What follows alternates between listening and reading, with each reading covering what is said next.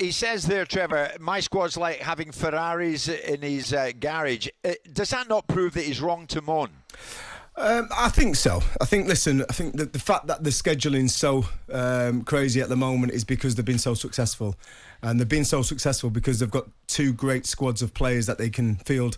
They fielded a squad last night against Southampton. Southampton pretty much are on the beach. They've got 40 points, one of the poorest teams in the Premier League, in my opinion, this season with their performances. They've got nothing to play for. They're safe. They're not going to get relegated.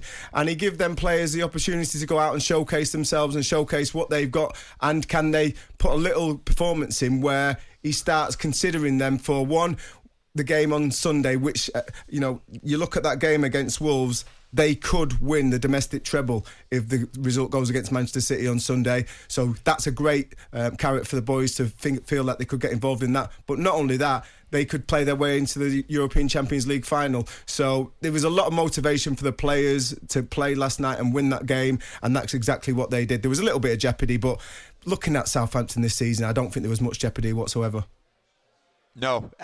Simon, what we do know is the title, the top four, relegation, all go down to the final day. Yes. Does that add up to making this season almost the best yet?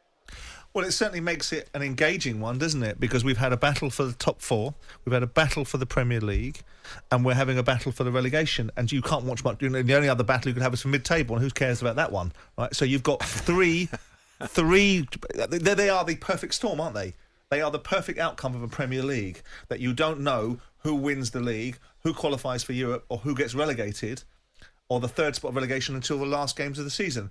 Now, if you're a broadcaster, if you're a neutral fan of the Premier League, if you're watching it around the world, I would defy you to find another league that will have those three component parts all prevalent and all present in a particular set of conundrums at the end of the season.